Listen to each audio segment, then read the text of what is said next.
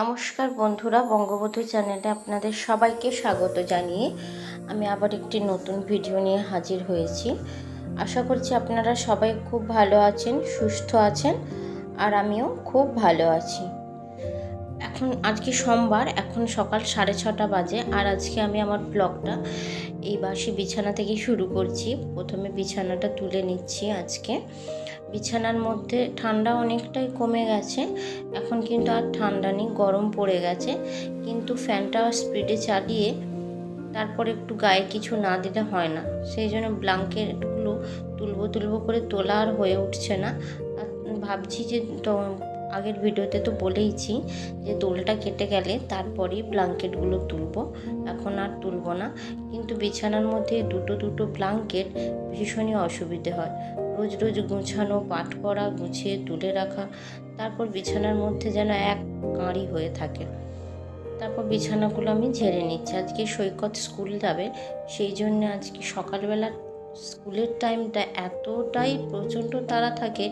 শুধু আমার না, যাদের বাচ্চারা স্কুলে যায় প্রত্যেক মায়েদেরই এইটা, যে সকালবেলাটা ভীষণ তাড়া থাকে। স্কুলে রান্না থাকে, তারপর রান্নাবান্না হয়ে গেলে আবার ছেলে মেয়েদেরকে গুছিয়ে সাজিয়ে সমস্ত কিছু টিফিন রেডি করিয়ে তারপরে স্কুলে পাঠানো। তবু গৃহবধূদের একটা কথা প্রায়ই শুনতে হয় যে ঘরে থেকে কি করো। সত্যি, এত কিছু করার পরেও ঘরে থেকে কি করো। তারপর উনুনের ছাইগুলো তুলে নিচ্ছি, কারণ উনুনটা অনেকটা ছায়ে ভরে গেছে। ছাইটা না তুলে খালি করে দিলে তাহলে উনুনটা ভালো করে জ্বলে না। সেই জন্য উনুনটা ভালো করে ছাই তুলে আর একটু বাসি উনুনটা মুছে লাতা দিয়ে নেবো। আর দেখুন, এখানটায় এই যে ইঁদুরে গর্ত করে দিয়েছে, দেখতে পাচ্ছেন? ওইখানটা একদিন আবার মাটি দিতে হবে। কিন্তু এখন তো সকালবেলা ভীষণ তাড়ার মধ্যে আছি, সৈকত স্কুল যাবে, সেই জন্য আর এখন আর ওইখানটায় মাটি দেওয়া হলো না। কোনো এক সময় করে ওইখানটায় মাটি দিয়ে লেপে নেবো।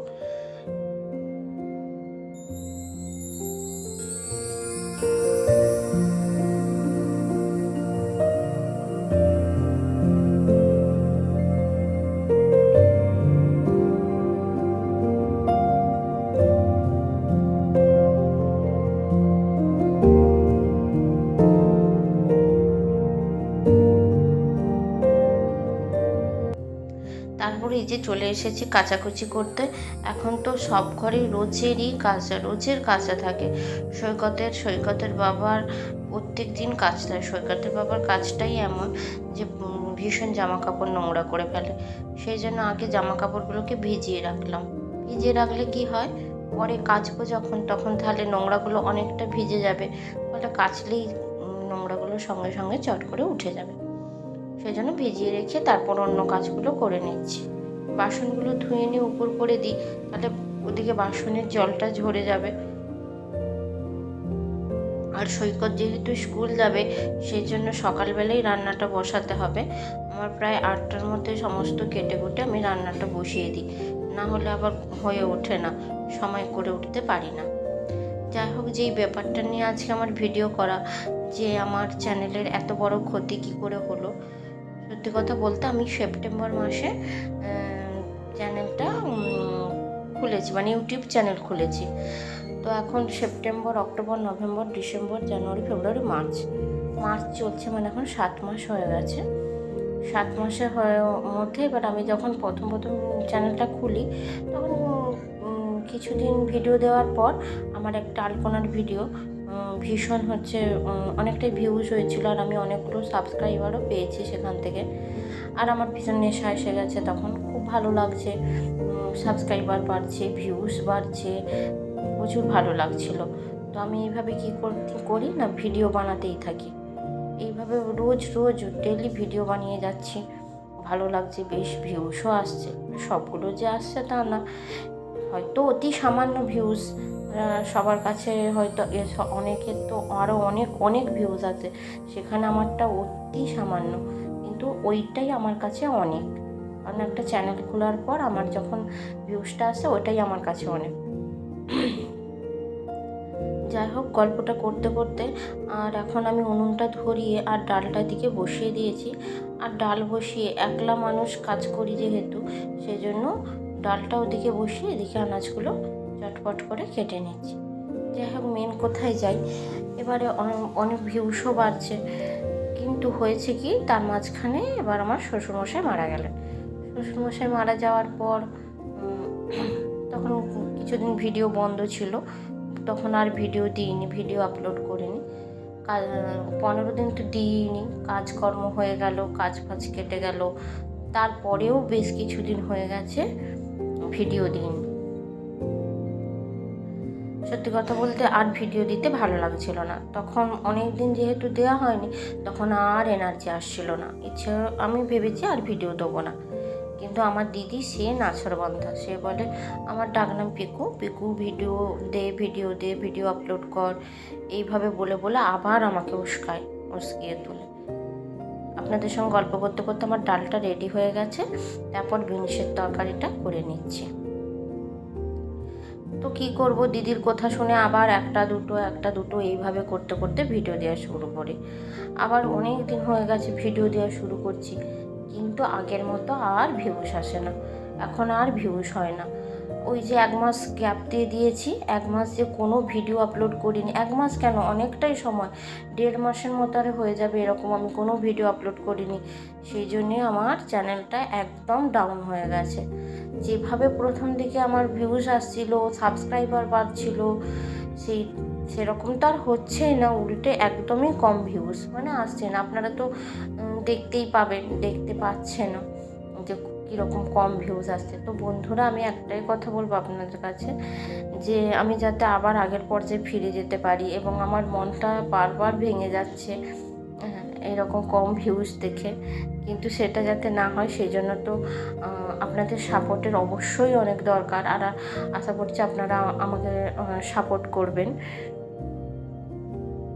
তারপর যাই হোক, সৈকতকে বাসে তুলে দিয়ে বাড়ি ফিরে এসেছি। আর বাড়ি ফিরে এসে সকালে কিন্তু জামা কাপড়গুলো কেচে রেখে দিয়েছিলাম, আর ধোয়া হয়নি, কারণ অনেকটা সময় নষ্ট হয়ে গেছে। সৈকতের স্কুলে বাস আসছে 10:30টায়, সেজন্য ওকে আগে স্কুলে পৌঁছে দিয়ে এসে তারপর বাড়ি ফিরে এসে অন্য কাজগুলো সেরে নিচ্ছি। টিফিনটা করে নিয়েছি, আর এখন প্রায় 11টা 10-15 হয়ে গেছে। আর ছাদে এই যে জামা কাপড়গুলো দেখছেন, আমার এক ননদ, সে তাদের ছাদ নেই বলে আমাদের ছাদে মিলে দিয়ে গেছে, সেই জন্য আজকে আমার ছাদ ভর্তি জামা কাপড়। তারপর দুপুরের খাবার নিয়ে বসে গেছি। আজকে পাতলা করে মসুরের ডাল করেছি, বিনসের তরকারি, বাটা মাছের ঝাল আর করলা ভাজা।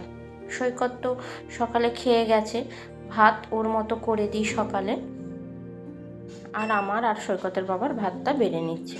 যাই হোক, আমরা খাওয়া দাওয়া করে দুপুরে একটু রেস্ট নিয়ে নিই, তারপর একদম আপনাদের সঙ্গে বিকেলে দেখা হচ্ছে। আর এইভাবেই কি হলো না, আমার চ্যানেলটা একদম ডাউন হয়ে গেছে, এখন আর কোনো ভিউজ আসছে না। সেই জন্য আপনাদের সাপোর্টের অবশ্যই দরকার, আর আমি আশা করছি যে আপনারা আমাকে সাপোর্ট করবেন অবশ্যই, যদি ভিডিওটা ভালো লাগে তাহলে। তো বিকেল হয়ে গেছে, ওই ননদ এসেছিলো, তাকে বললাম যে আমার একটু চুলটা বেঁধে দাও, সেই জন্য সে আমার চুলটা বেঁধে দিচ্ছে। আর চুল বাঁধতে বাঁধতে একটু গল্পও করে নিচ্ছি। এদিকে ঠান্ডাটা তো কমে গেছে, আর রোদ ভীষণ গরম এখন রোদ, সেই জন্য গাছগুলো সব শীতের গাছগুলো মরে কীরকম হয়ে গেছে, সেই জন্য ওগুলোকে তুলে নিয়ে টবগুলো এক জায়গায় রেখে দিচ্ছি। আর এত আমাদের উঠোনটা স্নান করা, সেই জন্য এত রোদের তাপ, মানে কি বলবো, ভীষণ এখনই যেন তেতে যাচ্ছে মেঝে আরে, সেই জন্য এগুলোকে তুলে নিচ্ছি। আর রোজ রোজ গাছে জল না দিলে হয় না, রোজ গাছে জল দিতে হয়, না হলে এই গাছ কীরকম নেতিয়ে পড়ে রোদের তাপেতে, এখনই এত তাপ পড়ে, তাহলে কি হবে। তারপর যাই হোক, জামা কাপড়গুলো ছাদ থেকে নামিয়ে নিয়ে এসে গুছিয়ে নিচ্ছি। আর আমাদের গ্রামে পুজো হচ্ছে, মায়ের পুজো, মানে শীতলা পুজো যেটা, তো সেখানে আমাদের সন্ধেবেলা সন্ধে দিতে যেতে হয়। গ্রামের প্রত্যেক বাড়ি থেকে সন্ধে দিতে যায়, জল ঢেলে আসে, কিন্তু আমাদের কালাউসুজের জন্য আমরা এবছর গেলাম না, সেটা দেখাবো আপনাদেরকে। আর আমাদের যবে মায়ের গান হবে, পুজো হবে, সেই ভিডিও আপনাদেরকে দেবো, তো তার জন্য আমার পাশে থাকতে হবে। যাই হোক, এদিকের কাজগুলো গুছিয়ে নিলাম এবং অনেক গল্প করে ফেললাম আপনাদের সঙ্গে। আর গল্প করতে করতে আস্তে আস্তে ঘরের সমস্ত কাজ সেরে নিলাম, সকাল থেকে একদম বিকেল পর্যন্ত। তারপরে এই যে জামা কাপড়গুলো আলনায় যেখানে জিনিস সেখানে রেখে দিচ্ছি, গুছিয়ে, আর আমার আবার টিউশনি পড়াবো, সেই জন্য পড়তে আসবে। তো চলুন এবার পড়তে বসাই। ছাত্ররা আমার এসে গেছে, এই যে। আর একজন ছাত্র এখনও আসেনি, দুজন এসেছে। ওদেরকে এই যে পড়তে দিয়ে তারপর আবার এই যে একজন ছাত্র ওই গেটের কাছ থেকে দিদিমণি দিদিমণি করে ডাকতে ডাকতে আসছে। যাই হোক, ভিডিওটা যদি কোথাও এতটুকু ভালো লেগে থাকে তো অবশ্যই আমাকে সাপোর্ট করবেন, আমার পাশে থাকবেন একটি লাইক এবং সাবস্ক্রাইব করে। নমস্কার, ভিডিওটি শেষ পর্যন্ত দেখার জন্য।